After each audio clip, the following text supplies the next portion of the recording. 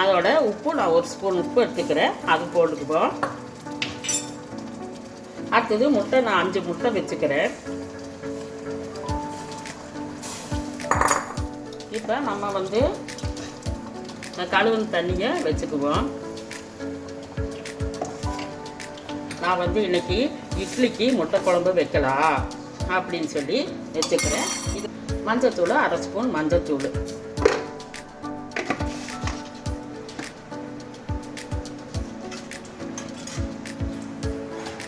கலக்கிவிட்டு முட்டை எல்லாமே நல்லா வெந்திருக்குது. இப்போ ஒரு கொதி வந்தோடனே நம்ம இறக்கலாம். இப்போ மூடியை போட்டுடலாம். இப்போ நல்லா வெந்துச்சு, எப்படி இருக்குது அப்படின்னு சொல்லிட்டு நம்ம இப்போ பார்ப்போம். அப்படின்னு சொல்லிட்டு நம்ம இப்போ பார்ப்போம். ஈரலும் நல்லா வெந்துருச்சு. இப்போ ஸ்டவ் ஆஃப் பண்ணிக்குவோம். ஹலோ ஃப்ரெண்ட், இதே மாதிரி முட்டை, ஈரல், வெண்டைக்காய் இதே மாதிரி நீங்களும் சாப்பிட்டு பாருங்க.